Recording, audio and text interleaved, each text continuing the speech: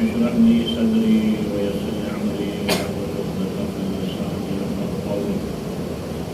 اعوذ بالله السميع العليم من الشيطان اللعين الرجيم. بسم الله الرحمن الرحيم.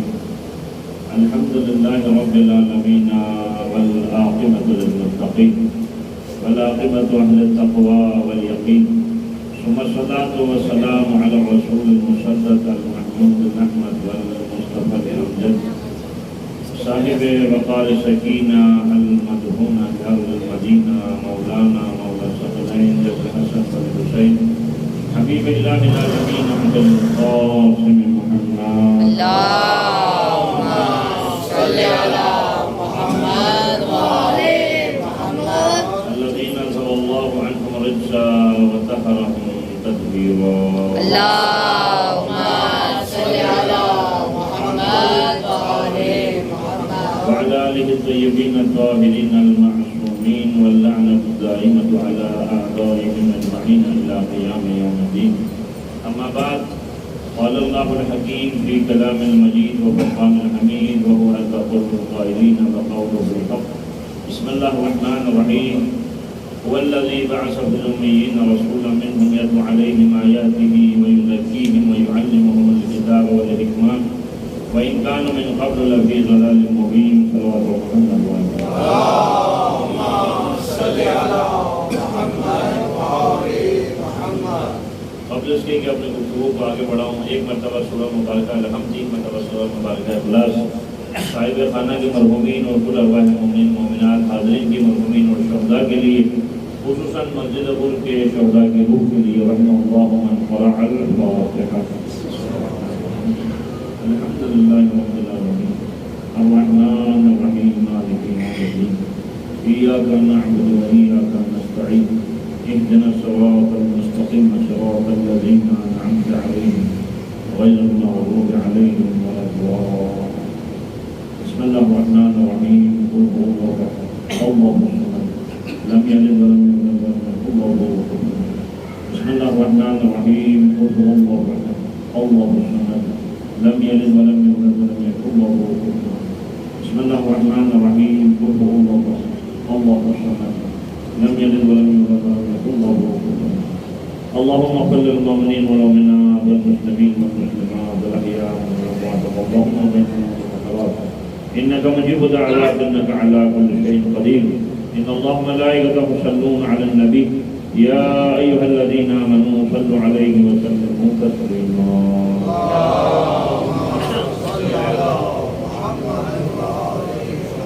تمام دعاؤں کی قبولیت کے لیے صلوات پر محمد والا. اللهم صل على محمد وآل محمد. حاضرین کی کل مومنین کی حاجت روائی کے لیے اور تمام کی دعاؤں کی قبولیت کے لیے صلوات پر محمد والا. اللهم صل على محمد وآل محمد. تمام تعریفیں رب الجلال کے لیے درود و سلام حضرت محمد مصطفیٰ صلی اللہ علیہ وآلہ وسلم کے مقدس حال کے لیے. میں نے آپ کے سامنے سورہ جمعہ کی مشہور و معروف آیت کی تلاوت کا شرف حاصل کیا جو آپ ہر جمعے جو ہے تلاوت کرتے ہیں. ظاہر سورہ جمعہ ایک ایسا سورہ ہے کہ جو روز جمعہ بھی پڑھا جاتا ہے، لیکن اس کی سب سے بڑی تاثیر ہے کہ اگر جو ہے امام جعفر صادق علیہ السلام کا اللهم صل على محمد وآل محمد. کہ اگر جو ہے میاں بیوی میں نااتفاقی ہو کسی خاندان کے اندر کسی گھر کے اندر، تو اس کے لیے یعنی بیوی جو ہے شوہر کے نام نیابت میں، شوہر بیوی کی نیابت میں اگر سورہ جمعہ کی تلاوت کرے تو ایک دوسرے کو ہدیہ کرے، تو یہ ایک ایسا یعنی اکسیر ہے، یہ ایسی دوا ہے، انشاءاللہ یہ نااتفاقی دور ہوگی. کیونکہ آج جو ہے ہمارے معاشرے میں یہ بیماریاں بہت زیادہ ہیں اور یہ امراض، کیونکہ اس میں دو وجوہات ہیں. ایک تو یہ وجہ ہے کہ قرآن سے دوری سب سے بڑی وجہ ہے، دوسری ائمہ ہدیٰ علیہ السلام سے دوری. ہم ائمہ کو مانتے تو ہیں لیکن ائمہ کی سیرت پر عمل نہیں کرتے. یہ بنیادی وجوہات ہیں کہ جس کا شکار ہم میں سے ہر فرد ہے. مثلا کسی کو جو ہے اولاد کی ٹینشن ہے، کسی کو صاحب خانہ سے کوئی مسئلہ ہے، کسی کو جو ہے اپنے رشتہ داروں سے مسئلہ ہے، کسی کے معاشی حوالے سے جو ہے نا پریشان ہے. اللہ کے نبی حضرت محمد مصطفیٰ صلی اللہ علیہ وسلم اللهم صل على محمد وآل مولا علی سے بھی منسوب ہے، کیونکہ ظاہر ہے جو رسول نے فرمایا وہی مولا علی نے فرمایا، یا دیگر ائمہ علیہ السلام نے ذکر کیا کہ میرے جد نے یہ کہا، میرے والد نے یہ کہا. تو فرماتے ہیں کہ جب آپ اپنے گھر میں داخل ہو جائیں، جب اپنے گھر میں آپ آئیں تو آپ گھر والوں کو سلام کریں. اس سے ایک سب سے بڑا فائدہ یہ ہوگا، گھر والوں کو جب آپ سلام کریں گے اس کے بعد سورہ اخلاص کی تلاوت کریں گے، سب سے پہلی چیز گھر میں نااتفاقی کبھی نہیں ہوگی. دوسرا یہ ہوگا گھر میں خوشحالی آئے گی، جو بھی غربت ہے، افلاس ہے، یہ تمام مسئلے آپ کے ختم ہوں گے. اور اگر گھر میں کوئی موجود نہ ہو تو اس وقت جو ہے آپ کہیں السلام علیکم یا رسول اللہ اور سورہ اخلاص پڑھیں، درود پڑھیں. تو یعنی صاحب مؤلف کتاب کہتے ہیں کہ یہ جو ہے جو بھی بندہ اپنی جو ہے روٹین میں رکھے گا، آسمان زمین ایک ہوگا، کبھی اس کے گھر میں غربت داخل نہیں ہو سکتی. یعنی کہنے کو تو بہت آسان سا عمل ہے، لیکن مسئلہ یہ ہے کہ اس کے اثرات ایسے ہیں. کیونکہ ظاہر سی بات ہے، ایک شخص جو ہے وہ کتاب کا نام ہے 2000 دستور العمل، علماء مجتہدین کی کتاب ہے، فارسی میں ہے، لیکن کوئی دیکھنا چاہتا ہے تو فوٹو کاپی بھی ہم دے سکتے ہیں. فرما رہے ہیں کہ پیغمبر کا فرمان ہے کہ جس نے مجھ پر ایک مرتبہ درود بھیجا، اللہ اس پہ 10 مرتبہ رحمت نازل فرمائے گا. وہ فرماتے ہیں کہ اگر آپ کسی کاغذ کے اوپر ایک لکیر کھینچیں، اس لکیر کو تشبیہ دیں، یعنی یا آپ ذہن میں رکھیں کہ یہ قبر نبی صلی اللہ علیہ وسلم ہے، اور اس کے بعد آپ اس پہ 10,000 مرتبہ درود بھیجیں. آپ کی نسبت کہاں ہے؟ رسول اللہ کے ذریعے مبارک. یعنی وہ فرما رہے ہیں کہ اگر کسی کاغذ کے اوپر ایک خط کھینچا جائے یا زمین پہ خط کھینچی جائے، پاک صاف جگہ ہو، اور اس کے بعد اس جگہ کو، اس لکیر کو قبر نبی سے تشبیہ دیں اور اس پہ 10,000 مرتبہ درود بھیجیں. اگر آپ کو کوئی مسئلہ ہے، سورج ڈوبنے سے پہلے آپ کا حل ہو جائے گا. اللہم صلی علی محمد وعلی محمد. جو فرمان رسول اللہ کا ہے وہی فرمان مولا علی کا ہے. مولا علی علیہ السلام کے پاس ایک مقدمہ آیا اور یعنی غلام نے اپنے آقا کو مار دیا تھا، قتل کر دیا تھا. تو خلیفہ وقت کے پاس مسئلہ گیا تو مولانا نے فرمایا 3 دن کے بعد اس کا میں فیصلہ کروں گا. تو انہوں نے کہا یا علی آپ تو وہ ہیں، آپ فرما رہے ہیں کہ میں وہ فیصلہ کروں گا جو موسیٰ کیا کرتے تھے، داؤد کیا کرتے تھے، سلیمان کیا کرتے تھے، اور آپ فرما رہے 3 دن کے بعد. کہا رسول اللہ کی حدیث ہے جس کسی نے کسی کے ساتھ جو ہے بدفعلی کی ہو، یعنی جو آج کل جو معاملہ چل رہا ہے، لواطا کا معاملہ چل رہا ہے، تو لہذا قبر میں دفن تو ہوگا، 3 دن کے اندر جو ہے اس قوم کے ساتھ مشہور ہو جائے گا. 3 دن کے بعد جو اس قبر کو کھودا گیا تو وہ اپنی قبر میں موجود نہیں. آپ نے فرمایا واقعاً یہ لڑکا جو ہے سچ کہہ رہا ہے، غلام، اس نے اپنے آقا کو مارا اسی وجہ سے کیونکہ اس نے اس کے ساتھ یہ فعل انجام دیا تھا. تو عرض کرنے کا مقصد ہے ابھی جو ہے قانون جو پاس ہوا ہے اسمبلی کے اندر جو ٹرانسجینڈر کا ہے، یعنی مرد مرد کے ساتھ، عورت عورت کے ساتھ، یہ قوم لوط کے اوپر جو عذاب آیا ہے اس سے بھی بڑھ کر عذاب آنے کی جو ہے خدا کی طرف سے قرآن میں بشارت ہے، یعنی نوید ہے. ایسی بات ہے، یہ وہ قوم تھی کہ پیغمبر بھیجے گئے، نبی بھیجے گئے، مگر وہ قوم نہیں سدھری. آج یہ بھی عذاب الہی کو دعوت دینے والا کام کر رہے ہیں.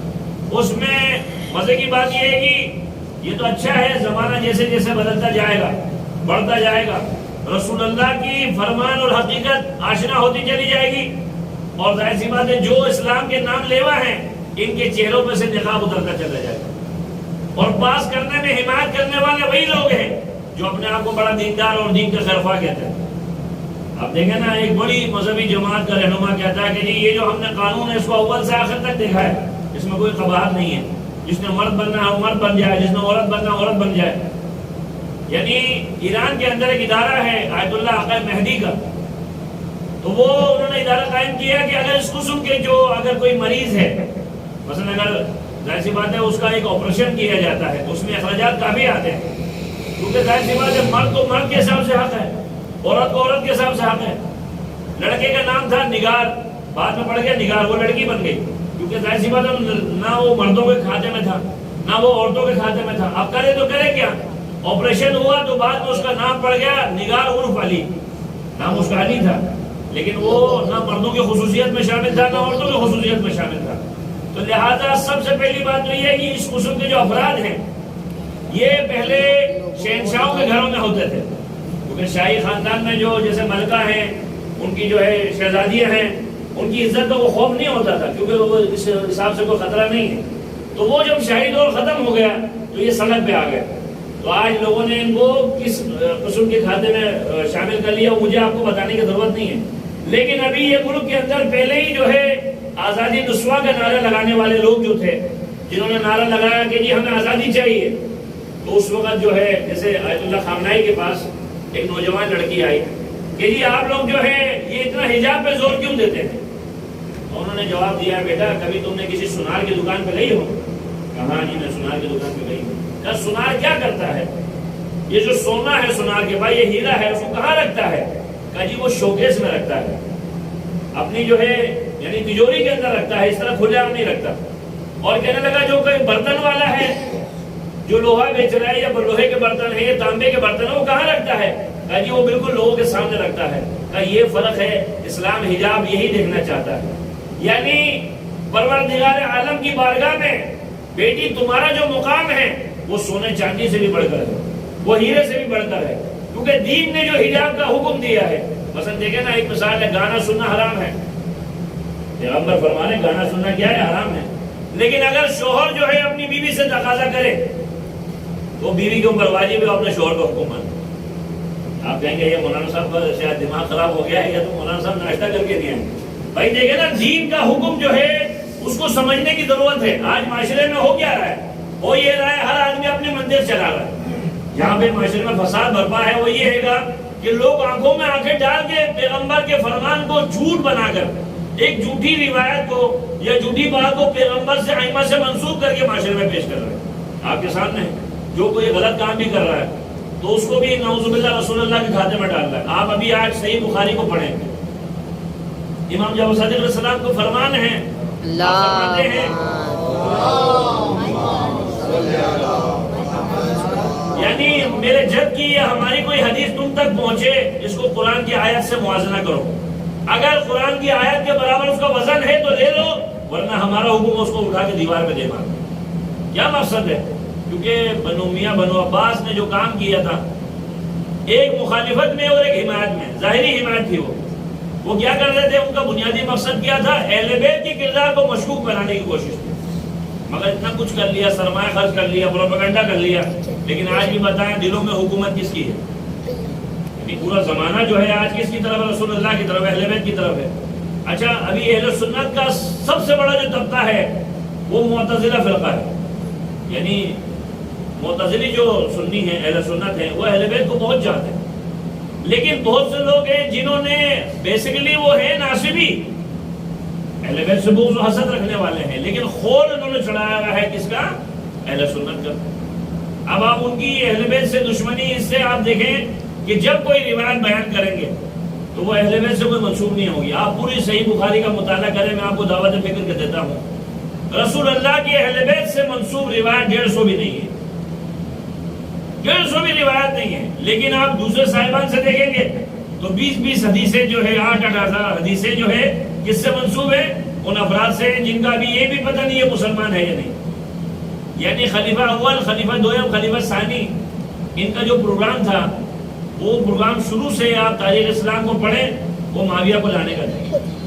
لیکن چونکہ یہ ممکن نہیں تھا کہ ایک شخص جو ہے جو پوری زندگی جس کا باپ اور وہ خود رسول اللہ ان کی آل سے دشمنی کرتا رہا ہو، بھلا وہ اسلام کا خیر خواہ کیسا ہو سکتا؟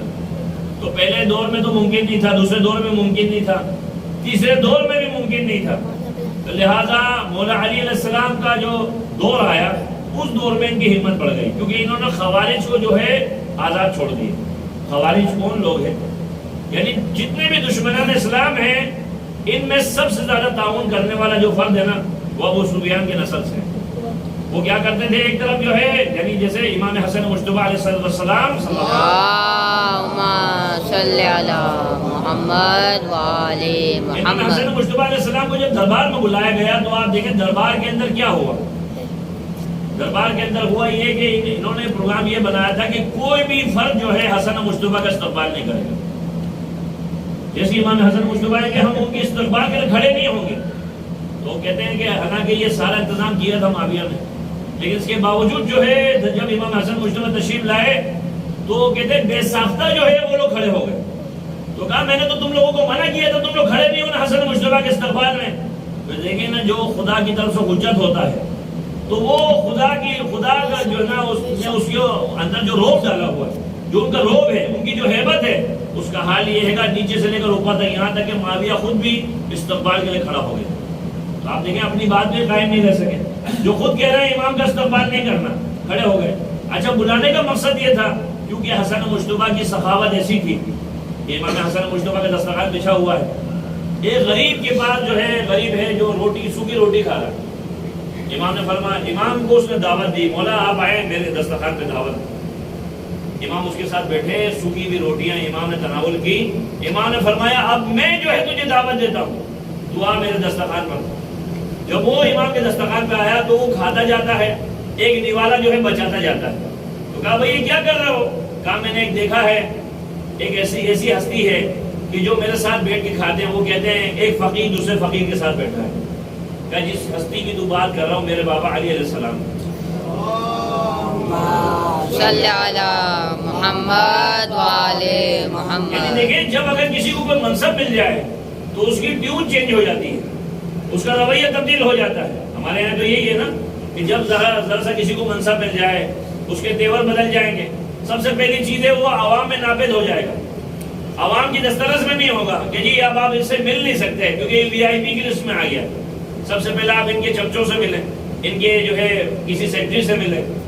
لیکن ائمہ اہل بیت علیہ السلام کا دروازہ وہ تھا، سب کی دسترس میں تھے.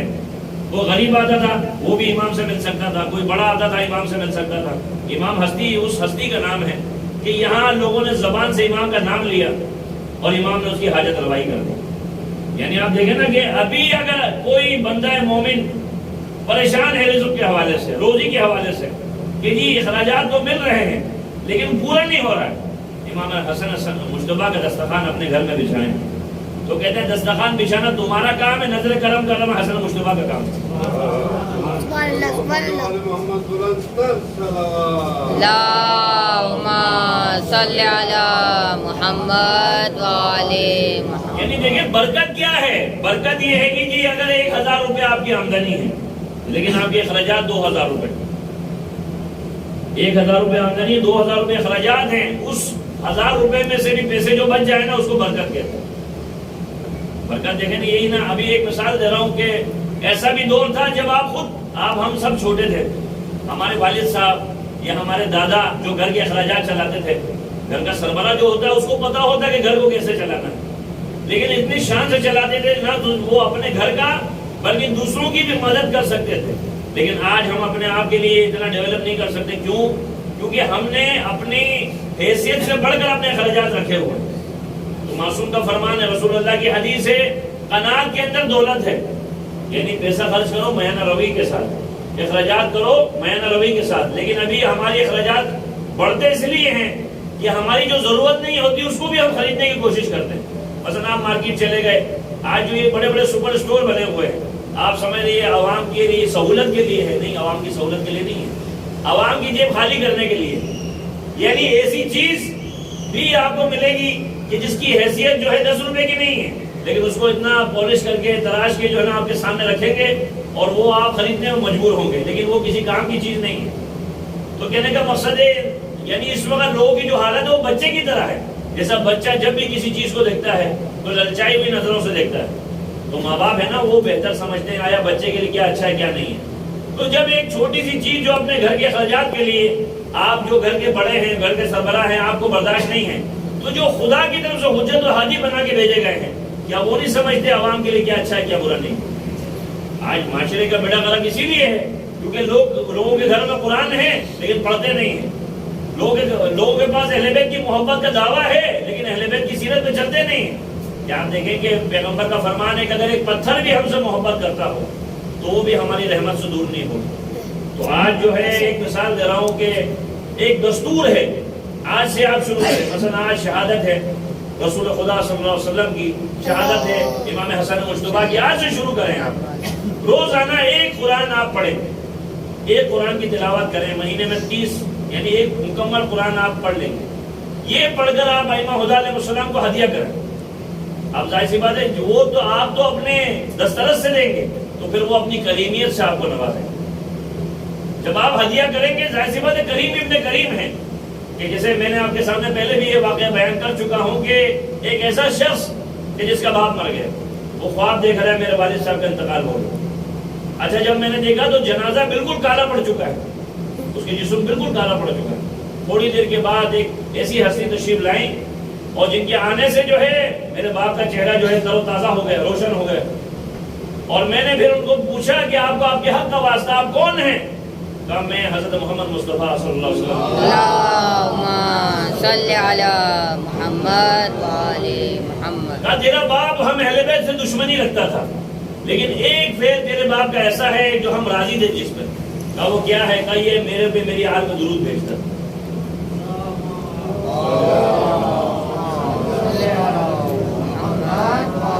پارا چنار کے اندر ایک عالم دین ہے، وہ دو قوموں کی دشمنی انہوں نے ختم کروائی۔ تو کسی نے پوچھا بھائی اتنا جوخم کا کام تھا، آرمی بھی اس میں آئی، آرمی جو ہے فیصلہ نہیں کر سکی، کورٹ اس میں پڑا، کورٹ فیصلہ نہیں کر سکا، دو قبائل کے درمیان جنگ ہے، دشمنی ہے۔ تو کہا آپ نے کس چیز سے یہ دشمنی ختم کروائی؟ کہا درود کی برکت سے۔ کہا صاحب ہمارے پاس پلاٹ ہے 20,000 گز کا، یہاں پہ مسجد بنانی، امام بارگاہ بنانا ہے، پیسہ نہیں ہے۔ کہا بے فکر رہو، زمین تم دو، امام بارگاہ ہم بنا دیں۔ کہا کیسے بنائیں گے؟ چندہ لیں گے؟ کہ نہیں، یہ درود کی برکت سے۔ تو آیت اللہ مصباح فرماتے ہیں کہ اگر جو ہے زندگی میں جب پریشانیوں کا سیلاب تمہاری طرف آئے نا تو درود کا ایک سیلاب بہا دو تم، تو یہ تمام جو سیلاب درود کا بہاؤ گے تم، یہ تمہاری تمام پریشانیوں کو بہا کے لے جائے گا۔ آل محمد، یعنی آپ دیکھیں کہ یہ درود جو ہے لوگ سمجھتے ہیں شاید بس اللہم صلی علی محمد و آل محمد، یعنی اے اللہ رحمت نازل فرما محمد و آل محمد پر۔ یعنی اتنی برکت ہے کہ اگر جو ہے 14,000 مرتبہ جو ہے درود آپ ہدیہ کریں، کس کو؟ 14 معصومین کو، 14 معصومین کو ہدیہ کریں، یا تو سب مومنین میں یا گھر والے مل کے پڑھیں، یعنی تو روزانہ جو ہے 14 دن تک لگاتار 1000 مرتبہ ہر معصوم کے نام پر آپ یہ پڑھیں، ہدیہ کریں۔ اور اسی دوران جو ہے آپ کی جو مشکل ہے، جو آپ کی پریشانی ہے، آپ کا جو مسائل ہیں، یہ آپ کے حل ہو جائیں۔ لیکن یقین بھی ہونا چاہیے۔ مسئلہ یہ ہے کہ خدا کی بارگاہ میں دعا تو کر رہے ہیں، اہل بیت کا وسیلہ تو دے رہے ہیں، لیکن ہمیں یقین نہیں ہے، پتہ نہیں خدا سنے گا نہیں سنے گا۔ لیکن جو گمان آپ خدا کے بارے میں رکھیں گے خدا آپ کے ساتھ وہی کرے گا۔ اگر آپ یہ گمان کرتے ہیں خدا مجھے بخش دے گا تو حسن ظن رکھیں گے تو خدا یقیناً آپ کو بخش دے گا۔ لیکن اگر آپ یہ گمان رکھتے ہیں پتہ نہیں اللہ میری سنے نہ سنے، تو بس میں ملائکہ میں کہے گا میرے بندے کو تو میرے میں بھروسہ ہی نہیں ہے۔ اسی لیے کہا گیا من حبل الورید، تمہاری شہرت سے زیادہ قریب ہوں۔ اچھا یہ باتیں ہم تک پہنچی کیسے؟ رسول اللہ نے بتائی، اہل بیت نے بتائی۔ تو ہم تک جو پہنچی ہے اسی لیے پیغمبر فرمایا کرتے تھے میرے ان بھائیوں کو میرا سلام ہو۔ پیغمبر ہمیں سلام کہہ رہے ہیں، پیغمبر ہمارے احترام کر رہے ہیں۔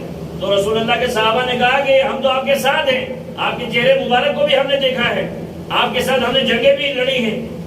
تو فرمایا تم لوگوں نے تو مجھے دیکھا ہے، انہوں نے مجھے دیکھا نہیں ہوگا، لیکن میرا نام سن کر میرے پہ ایمان لے کے آئے، اس لیے وہ میرے بھائی ہیں۔ تو آج جو ہے ہمارے مسائل کیا ہیں جی؟ ہمارے مسائل یہ ہے کہ جی ہماری اولاد ہے وہ جوان ہو جائے اور جوان کامیاب ہو جائے، یہ ہمارا ٹکڑا ہے جی ہم سب کا۔ ہمارا گھر ہے جی خوشحال ہو جائے، ہم کسی کے دست نظر نہ رہیں، یہ ہم سب کا مسئلہ ہے۔ تو لہذا جو دستور بتائے ہیں اہل بیت نے، اگر اس پہ آپ نے عمل کیا تو زمین آسمان ایک ہوگا، تو آپ کا مسئلہ جو ہے کبھی آپ کسی کا آگے دست نظر نہیں رہیں۔ پیغمبر اکرم صلی اللہ علیہ وسلم کے صحابہ میں سے ایک شخص جو ہے پیغمبر کی خدمت میں حاضر ہوا۔ اچھا یہ سورہ انفال کی تفسیر کے اندر آپ کو ملے گا، سورہ انفال کی تفسیر کو جب آپ پڑھیں تو اس کے اندر یہ موجود ہے کہ وہ شخص جو ہے ہر وقت پیغمبر کو آگے تنگ کرتا تھا، یا رسول اللہ آپ رحمت للعالمین ہیں، آپ دعا کریں اللہ مجھے غنی کرے۔ پیغمبر نے فرمایا جو خدا نے دیا سب لوگ شکر کرو، کیونکہ معصوم تو جانتا ہے نا کس کو کیا دینا ہے کیا نہیں دینا ہے۔ وہ کہنے لگا نہیں جی آپ رحمت للعالمین ہیں، آپ دعا کریں اللہ مجھے غنی کرے، امیر کر دے مجھے۔ تو ایک دن اللہ نے وہی بھیجی جبریل کے ذریعے، اس کو آپ 1 درہم دے دو۔ آپ نے جیب سے درہم نکالا دے دیا، کہا یہ 1 درہم رکھ لو اور خدا تجھے اسی 1 درہم سے غنی کر دے گا، امیر کر دے گا۔ اب وہ دیکھنے لگا میں نے تو مانگا تھا جی میں امیر ہو جاؤں، 1 درہم ہاتھ میں پکڑا کے کہتے ہیں جی امیر ہو جاؤ گے۔ اچھا کچھ بکریاں بھیڑ بکریاں اس کے پاس تھی، اس بھیڑ بکریوں میں اتنی خیر و برکت ہو گئی کہ مدینے میں رہنے کے قابل نہیں تھا۔ یعنی پہلے وہ 5 وقت کی نماز پیغمبر کے پیچھے پڑھتا تھا، پھر وہ ہفتے میں ایک مرتبہ نماز پڑھنے پیغمبر کے پاس جمعے کے دن آتا تھا. پھر یہ ہو گیا مہینے میں ایک دفعہ آنے لگا, کبھی 3 مہینے کے بعد آنے لگا, کبھی 6 مہینے کے بعد آنے لگا. آیت زکات واجب ہو گئی, پیغمبر نے نمائندہ بھیجا, بھائی ایسا ہے کہ زکات واجب ہو گئی ہے تو یہ زکات مجھے دو, اللہ کا حکم ہے, یہ تم پہ واجب ہے تمہارے مصالح کے حساب سے. تو وہ الجھنے لگا پیغمبر کے نمائندوں سے, پیغمبر کو کہو نعوذ باللہ مجھ سے کیا بھتہ مانگ رہے ہیں, مجھ سے کوئی ٹیکس مانگ رہے ہیں, یہ تو میری محنت ہے, میں پیغمبر کو کیوں دے دوں. پیغمبر نے بلا کے سمجھایا, دیکھو یہ میری طرف سے نہیں ہے, اللہ کی طرف سے حکم ہے, یہ زکات تیرے اوپر واجب ہے, تمہیں دینا ہے. وہ نہیں مانا. تو پیغمبر کو حکم ہوا جو درہم آپ نے دیا تھا واپس لے لو. تو کہا اچھا ٹھیک ہے, جو بھائی جو درہم میں نے تجھے دیا تھا یہ واپس دے دے. اس نے بڑی ہی یعنی عجیب منہ بنا کے جو ہے پیغمبر کو دے دیا. جس تیزی سے ترقی کرتا ہوا گیا تھا اسی تیزی سے واپس آ گیا. تو کہتے ہیں ایک دن نماز پڑھنے آیا تو پیغمبر نے مسکرا کے فرمایا, ہاں بھائی امیر ہونا چاہتے ہو؟ وہ کہنے لگا یا رسول اللہ امیر ہونا نہیں چاہتا. صلوات پڑھو محمد والے. اللہم صلی علی محمد وآلہ. دیکھیے اصل میں بہت سی چیزیں ہمیں حسرت مار دیتی ہیں. ابھی مثلا کوئی آدمی مجھے دیکھے بڑا واہ واہ مولانا صاحب کی کیا ٹھاٹ ہے, مولانا صاحب جس انگارے میں بیٹھے ہیں وہ مولانا صاحب کو پتا ہے. میں آپ کو میں سمجھوں بھائی آپ کی زندگی بڑی خوشحال ہے, آپ کو لگ رہا ہے میری زندگی بڑی خوشحال ہے. دیکھیے ہر بندہ اپنی کیپیسٹی میں اس کو پتا ہے کہ وہ کیسے چل رہا ہے. تو کسی کے اوپر حسرت کرنا, کسی سے مثلا ایک مثال ہے خواہ مخواہ کی جو ہے آس رکھنا, یہ اچھی بات نہیں. پہلی بات تو یہ ہے کہ جو خدا نے آپ کو دیا ہے, لا یکلف اللہ نفسا الا وسعہا, پروردگار اتنا بار نہیں ڈالتا انسان کے اوپر جتنا اس کے اندر برڈن نہیں, برداشت نہیں ہے, اتنا ہی بار ڈالتا ہے جتنا آپ برداشت کر سکتے ہیں. اور ظاہر سی بات ہے اگر آپ کسی کے لیے اچھا کریں گے تو آپ کے لیے اچھا ہونا ہے, اور آپ کسی کے لیے برا کریں گے, دیکھیے خدا اتنا رحم الرحیمین ہے, آپ نے اچھائی کا سوچا ہے کیا نہیں ہے, آپ کا آخرت کا اکاؤنٹ جو ہے چالو ہو گیا, سیونگ اکاؤنٹ میں ٹرانسفر ہو رہا ہے. اور ابھی آپ نے برا سوچا ہے, جب تک آپ وہ برا کریں گے نہیں تو آپ کے اوپر کوئی گناہ نہیں. یہ خدا کی جو ہے ایک خاص فضل و کرم ہے خدا کا اپنے بندوں پر. اس کے ساتھ ساتھ آپ یہ دیکھیں کہ پیغمبر کی بزم میں کتنے ایسے لوگ تھے کہ جو اس تمنا میں تھے کہ جب پیغمبر دنیا سے تشریف لے جائیں گے تو اس کے بعد پیغمبر کے بعد تو سب ہمارا ہی ہونا ہے. تو پیغمبر جانتے نہیں تھے کیا, پیغمبر کو کیا معلوم نہیں تھا. تو لہٰذا آج جو ہے ہمارے بہت سے مکتب فکر کے لوگ کہتے ہیں نا کہ امی سے مراد نعوذ باللہ پڑھا لکھا. امام جعفر صادق علیہ السلام فرماتے ہیں خدا کی اس پہ لعنت ہو اس بندے پہ کہ جو میرے جد کو کہے نعوذ باللہ وہ پڑھا لکھا نہیں ہے. پیغمبر تو کل عالمین کے علم جانتے تھے, خدا کی طرف سے رحمت بنا کے بھیجے گئے تھے. یہ کیسے ممکن ہے کہ پیغمبر پڑھے لکھے نہیں تھے؟ اچھا جو یعنی رسول اللہ کی سیرت کے بارے میں جو باتیں کرتے ہیں, اس سے بڑی توہین رسالت کیا ہوگی کہ پیغمبر کے بارے میں کہہ رہے ہیں پڑھے لکھے نہیں تھے نعوذ باللہ. آپ دیکھیں نا ایک ایسا نبی جو 40 سال تک جو ہے رہا ایسے ہی, اور اچانک جبریل آیا اور جبریل نے چیر پھاڑا سینے کو, اور اس کے بعد اندر سے جو ہے ساری چیزیں نکالی اور نور داخل کر لیا, نبی بنا دیا. اگر آپریشن ہو کہ کوئی نبی بنے تو نبی بھی کیا نبی ہوگا. پیغمبر سے پوچھا گیا نا کہ آپ نبی کب بنے؟ آپ نے فرمایا انا محمد ابن عبداللہ خاتم المرسلین عالم بین ماء والدین. میں اس وقت بھی اللہ کا رسول تھا, خاتم المرسلین تھے جب آدم مٹی پانی کے درمیان موجود تھے. تو کہتے ہیں مسجد کا دروازہ کھلا, علی داخل ہوئے اور فرمانے لگے انا علی ابن ابی طالب وصی رسول اللہ وخلیفتہ بلا فصل آدم بین ماء والدین. میں علی ابن ابی طالب اس وقت بھی رسول اللہ کا جانشین تھا جب آدم مٹی پانی کے درمیان موجود تھے. آپ دیکھیں یہ سلسلہ تسلسل ہے, نبوت کے بعد امامت کا سلسلہ ہے. لیکن آج امت مسلمہ جو پریشان ہے وہ یقیناً آل محمد پر ظلم کرنے کی بنا. کہتے ہیں رسول اللہ کو زہر دیا گیا. ایسا نہیں ہے, کوئی معصوم ایسا نہیں ہے جس کو شہید نہیں کیا گیا. کسی کو تلوار سے شہید کیا, کسی کو زہر دے کے شہید کیا, یہاں تک کہ پیغمبر کو بھی زہر دیا. اور کہتے ہیں اس وقت جناب فاطمہ زہرا سلام اللہ علیہا کی گود میں جو ہے بابا کا سر ہے. کسی شخص نے دروازہ بجایا, دروازہ پر باب کیا, تو جناب سیدہ نے فرمایا میرے بابا استراحت کر رہے ہیں, آرام کر رہے ہیں. تو کہتے ہیں جناب رسول خدا کی جب آنکھ کھلی, پوچھا سیدہ کون ہے؟ کہا بابا ایک شخص ہے, وہ کہتا ہے آپ سے ملنا ہے. کہا سیدہ یہ تیرے گھرانے کی عزت ہے, تیرے گھرانے کی حرمت ہے. یہ آنے والا شخص کوئی عام بندہ نہیں ہے, یہ اسرائیل ہے. یہ وہ ہے جو بیٹے کو ماں سے جدا کرتا ہے, بھائی کو بہن سے جدا کرتا ہے, اس کو کسی کی اجازت کی ضرورت نہیں ہے، یہ تیرے دروازے کی حرمت ہے کہ یہ جو ہے بنا اجازت تیرے گھر میں داخل نہیں ہو۔ یہ کون فرما رہے؟ پیغمبر فرما رہے۔ اور جب پیغمبر کا جو ہے آج ہم لوگوں سے یہی تو کہتے ہیں کہ جو لوگ کہتے ہیں کہ جی ہمارے خلفاء سب کچھ ہے، تو بھائی مجھے بتائیں آیا بنی ثقیفہ میں خلیفہ چننا افضل تھا یا رسول اللہ کے جنازے کو کندھا دینا افضل تھا؟ کیسے مسلمان ہو تم؟ جس رسول نے تمہارے لیے مکے کی گلیوں میں پتھر کھائے، جس رسول نے پوری زندگی اذیت برداشت کی، اس رسول کا اتنا حق نہیں تھا اس کے جنازے کو تم کندھا دیتے؟ تو رسول کے جنازے کو چھوڑ کر تم بنی ثقیفہ میں خلیفہ چننے چلے گئے، تو لہذا جنازے میں کوئی شریک نہیں ہوا۔ یعنی پہلی توہین رسالت جو ہوئی ہے رسول اللہ کی گھرانے کے اوپر، ظلم و ستم کی صورت میں امت نے جو کی ہے، وہ کیا تھی؟ وہ یعنی پورا مدینہ مکہ جو ہے اس میں ملوث تھا۔ وہ کیا تھا؟ رسول اللہ کے گھر میں جو ہے رسول اللہ دنیا سے پردہ فرما گئے، شہادت ہوئی ہے رسول خدا کی، مگر امت جو ہے کوئی شریک نہیں ہے۔ رسول خدا کو جنازہ علی نے دیا، علی نے جنازہ پڑھا ہے، کہتے ہیں 13 صحابہ تھے رسول اللہ کے جنازے میں، 13 صحابہ، بعض کہتے ہیں کہ 9 صحابہ تھے، گھرانہ اہل بیت کے علاوہ 9 افراد ہیں یا 13 افراد ہیں رسول اللہ کے جنازے میں، اور کوئی نہیں ہے۔ اور اس کے بعد جنازہ دفن ہوتا ہے تو امت آتی ہے 10ویں دن، خلیفہ چننے کے 8 دن یا 10 دن کے بعد آتی ہے، اور رسول اللہ کے گھرانے سے تعزیتی جملے کہہ رہے ہیں۔ میں کہوں گا یقیناً یا رسول اللہ آپ یقیناً مظلوم ہیں، مظلوم میں سے شہید کیے گئے ہیں، مگر یا رسول اللہ آپ کا جنازہ جو ہے عزت احترام سے علی نے دفن کیا، علی نے غسل دیا، وہ آپ کے وصی بھی ہیں، آپ کے جانشین بھی ہیں، خلیفہ برحق ہیں، لیکن آپ کے نواز حسن مجتبیٰ کو کہتے ہیں جوزہ بن اشش نے جب جو ہے زہر دیا، جو آپ کی زوجہ تھی، کیونکہ معاویہ نے کہا تھا تو اگر میرے دشمن حسن مجتبیٰ کو زہر دے دے تو میں اپنے بیٹے یزید کی شادی تجھ سے کر دوں گا۔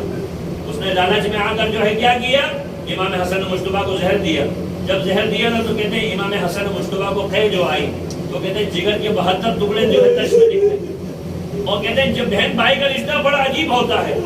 زینب کو جب آتے ہوئے دیکھا نا تو اپنے غلاموں سے کہا فوراً اس تش کو چھپا دو، کہیں زینب کی نگاہ نہ پڑ جائے، زینب ضبط نہیں کر پائے گی۔ میں کہوں گا مولا حسن مجتبیٰ آپ کو کتنا مان ہے نا کہ آپ کی بہن برداشت نہیں کر پائے گی، مگر کہتے ہیں کہ اس وقت امام حسن مجتبیٰ کو جب قے ہوئی نا، امام حسن نے پوچھا اے جوزہ بتا کیا میں تیرا اچھا امام نہیں تھا؟ کیا میں نے تیرا حق پورا نہیں کیا تھا؟ کیا میں نے کبھی تجھے کوئی اذیت دی تھی؟ تو نے میرے بچوں کو یتیم کیا؟ تو کہتے ہیں قاسم کمسن ہے، اور کہا جاؤ میرے بھائی حسین کو خبر دو۔ تو اب قاسم کمسن ہے، قاسم کا گریبان چاک کیا ہے اور قاسم کے بال بکھیرے ہیں، کہ جب میرے بھائی حسین دیکھے گا نا تو حسین کو پتہ چل جائے گا کہ میرا حال کیا ہوا ہے۔ قاسم نے جب حلیہ دیکھا نا، حسن مجتبیٰ ایک امام حسین جو سینے پہ ہاتھ مارتے ہیں، ہائے میرے بھائی حسن کی خیر ہو، خدا یہ حال کسی بھائی کا کسی بھائی کو نہ دکھائے۔ جب امام حسن مجتبیٰ کا وقت آخر آیا نا تو ایک مرتبہ قاسم کے بازو میں ایک تعویذ باندھا، بیٹا قاسم زندگی میں کبھی کوئی پریشانی ہو، کبھی کوئی یہ غم ہو، اس وقت تعویذ کو کھول کے دیکھنا۔ اور اس کے بعد جو ہے امام حسن مجتبیٰ کی جب شہادت ہوئی نا اس وقت امام حسین نے غسل و کفن دیا۔ امت کتنا چاہتی تھی رسول کی آل کو، یہ جنازہ جب گھر سے چلا تھا تو کفن سفید تھا، جب کہتے ہیں مسجد سے یعنی پہنچا ہے نا قبرستان کے قریب تو یہ جنازہ سرخ ہو گیا۔ امت نے اتنی پھولوں کی بارش کی ہے، میں نے احترام سے کہا پھولوں کی بارش، یہ پھولوں کی بارش نہیں تھی، یہ نیلوں کی بارش تھی۔ تو کہتے ہیں اس وقت جو ہے وہ کہہ رہے تھے کہ بھئی ہم رسول کی پہلو میں حسن مجتبیٰ کو دفن ہونے نہیں دیں گے۔ تو تاریخ میں وہ یہ واحد جنازہ ہے جو قبرستان جا کر واپس آیا ہے۔ اس کے بعد ماں کے پہلو میں جب دفن کیا، میں کہوں گا یقیناً جو ہے امام حسن مجتبیٰ مظلوم ہے۔ آپ کے جنازوں پر آپ مظلومیت دیکھیے نا، حسن مجتبیٰ کے جنازے پہ تیر تھے، امام حسین کا جنازہ تیروں پر تھا، مگر کربلا کے میدان میں جب قاسم جو ہے، قاسم کی ماں کہہ رہی ام فروا کہ بیٹا قاسم اگر اپنے چچا پہ تم نے قربانی نہیں دی تو روز محشر میں حضرت فاطمہ زہرا کو کیا منہ دکھاؤں گی؟